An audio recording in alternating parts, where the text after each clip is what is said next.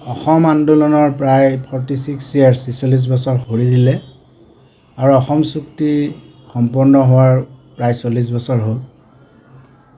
অসম আন্দোলনৰ সময়ত 22 বছৰীয়া এজন মই সফল ডেকা সম্পূৰ্ণ জড়িত আছিলোঁ আৰু 82, 83, 84 চুক্তি সময়লৈকে সেই কালচোৱাত ডিব্ৰুগড় ছাত্ৰ সন্থাৰ সভাপতিৰ দায়িত্ব লৈ পুলিচৰ নিৰ্যাতনো ভুগিছিলোঁ বা জেললৈ যাবলগীয়া হৈছিল, অকথ্য নিৰ্যাতন ভোগ কৰিব লগা হৈছিল। সেই আন্দোলনতো জড়িত হৈ পৰিছিলোঁ আৰু শেষলৈ চিকিৎসক হোৱাৰ পিছত অসম গণ পৰিষদৰ লগতো জড়িত হৈ পৰিছিলোঁ।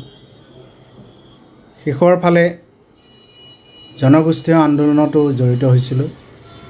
সদৌ অসম কোচ ৰাজবংশী সন্মিলনীৰ সভাপতি আৰু সাধাৰণ সম্পাদকৰ হিচাপে দীৰ্ঘদিন কাৰ্যনিৰ্বাহ কৰিছিলোঁ আৰু 1994 চনত 4 ফেব্ৰুৱাৰীত গুৱাহাটীত এক বিশাল আমি গণসমাৱেশ অনুষ্ঠিত কৰিছিলোঁ। মৰিগাঁৱত কৰিছিলোঁ, কোকৰাঝাৰত কৰিছিলোঁ।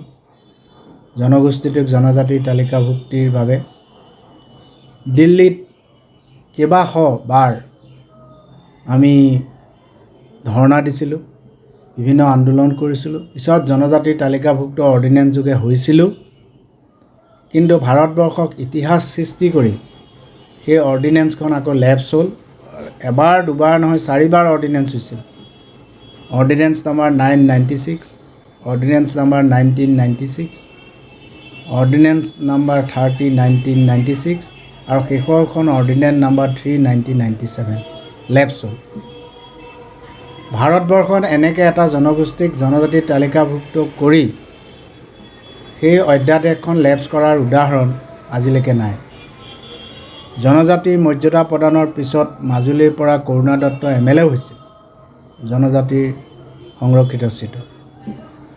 যি কি নহওক, এই অৰ্ডিনেঞ্চখন লেপছ হোৱাৰ পিছত বিভিন্ন ৰাজনৈতিক দল আহিল গ'ল, সকলোৱে প্ৰতিশ্ৰুতি দিয়ে যে কালিলৈকে জনজাতিৰ তালিকাভুক্ত যেন হৈয়ে যাব, আজি কৰিম কালিলৈ কৰিম, প্ৰতিশ্ৰুতিৰ বন্যা। উল্লেখ কৰিব লাগিব যে বিল নাম্বাৰ 21, 1996ত এখন বিলো উত্থাপন হৈছে। সেই বিলখন পাছ নকৰি সেই সময়ত ৰাজনৈতিক কাৰণতে, মই কাকো দোষাৰোপ কৰিব বিচৰা নাই, সেইটো চিলেক্ট কমিটিলৈ পঠাই দিলে আৰু চিলেক্ট কমিটিয়েও অসমত কেইবাবাৰো ঘূৰি আহি ডিব্ৰুগড়ত গৈছে, গুৱাহাটীত আহিছে, বঙাইগাঁও গৈছে। পাৰ্লিয়ামেণ্টাৰী চিলেক্ট কমিটি অমৰ ৰায় প্ৰধানৰ নেতৃত্বত আহি ৰিকমেণ্ড কৰিলে কোচ ৰাজবংশীৰ লগতে অন্যান্য 5টা জনগোষ্ঠীক, টাই আহোম, মৰাণ, মটক, চুতীয়া, চাহ জনগোষ্ঠীক জনজাতিৰ তালিকাভুক্ত কৰিব লাগে বুলি প্ৰতিবেদন তেওঁলোকে দাখিল কৰিছিল 14 আগষ্ট 1997। কিন্তু তেতিয়াৰ পৰা আৰু সেইটো বস্তু গাপ হৈ থাকিল। আজি জনজাতিৰ তালিকাভুক্ত কিয় হ'ব বিচাৰিছে? অসমৰ থলুৱা জনগোষ্ঠীবিলাকে জনজাতিৰ তালিকাভুক্তি কিয় হ'ব বিচাৰিছে? তেওঁলোকে দেখিছে যে জনজাতিৰ তালিকাভুক্ত হ'লে মাটি সংৰক্ষণ হয় আৰু এটা জনগোষ্ঠী অলপ সুৰক্ষিত হয়। কিন্তু জনজাতিৰ তালিকাভুক্তি হ'লেই জানো সুৰক্ষিত হয়? কাৰণ ত্ৰিপুৰীসকল আমি দেখিছোঁ জনজাতিৰ তালিকাভুক্ত, কিন্তু তেওঁলোকে আজি সুৰক্ষিত অনুভৱ কৰা নাই, কাৰণ তাত এটা প্ৰব্ৰজন ঘটিছে। এইটো দেশী প্ৰব্ৰজন বা বিদেশী প্ৰব্ৰজন। বিদেশীবিলাককো দেশী বনাই দিলে চন তাৰিখ লৈ, বা দেশী প্ৰব্ৰজনৰ ফলতো তেওঁলোকে আজি সুৰক্ষিত অনুভৱ কৰা নাই। আনহাতে আপুনি অৰুণাচলত চাওক, তেওঁলোকে আজি তালিকাভুক্ত জনজাতি হৈ তেওঁলোকৰ তাত ইনাৰ লাইন পাৰ্মিট আছে। ইনাৰ লাইন পাৰ্মিট থকাৰ বাবে তেওঁলোকে আজি সুৰক্ষিত অনুভৱ কৰিছে। সেইকাৰণে জনজাতিৰ তালিকাভুক্ত হ'ব বিচৰা সকলো জনগোষ্ঠীকে মই অনুৰোধ কৰিব বিচাৰিছোঁ যে আমি সকলোৱে মিলিজুলি এখন ট্ৰাইবেল ষ্টেট ডিমাণ্ড কৰিব লাগে। জনাবলৈ পাই আমি আনন্দিত যে 1997 চনত ট্ৰাইবেল প্ৰটেকশ্যন কাউন্সিল, জনজাতি সুৰক্ষা পৰিষদ এটা গঠন কৰা হৈছিল আৰু তাত মই নিজে সচিব প্ৰধান আছিলোঁ আৰু মুখ্য সভাপতি আছিল আমাৰ মনোৰঞ্জন ফুকন। তেখেত এতিয়া স্বৰ্গগামী হ'ল।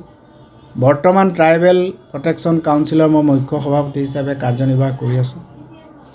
আমি জনজাতি ৰাজ্যৰ দাবীত 97 চনত, 98 চনত, 99 চনত আমি কেইবাবাৰ আন্দোলনৰ কাৰ্যসূচী লৈছোঁ, দিল্লীতো ধৰ্ণা দিছিলোঁ। আমাৰ সহযোগী শৰৎ শইকীয়া, এতিয়া তেওঁ স্বৰ্গগামী হ'ল। কেইবাজনো তেনেকৈ স্বৰ্গগামী হ'ল। এতিয়া আমি সজোৰে দাবী উত্থাপন কৰিব বিচাৰিছোঁ যে অসমখনক ভাল পোৱা প্ৰতিজন দেশপ্ৰেমিকক, প্ৰতিজন নাগৰিক, সাহিত্যিক, প্ৰতিজন বুদ্ধিজীৱী, প্ৰতিটো অসমক ভাল পোৱা জাতীয় সংগঠন, প্ৰতিটো অসমক ভাল পোৱা অসমৰ থলুৱা জনগোষ্ঠীয় সংগঠনক, প্ৰতিজন ব্যক্তিক আমি অনুৰোধ কৰিব বিচাৰিছোঁ যে আমি সকলোৱে মিলি এখন সুৰক্ষিত জনজাতি ৰাজ্য দাবী উত্থাপন কৰিব লাগে আৰু ইনাৰ লাইন প্ৰৱৰ্তন তাত প্ৰৱৰ্তিত হৈ থাকিব লাগে। Reporter live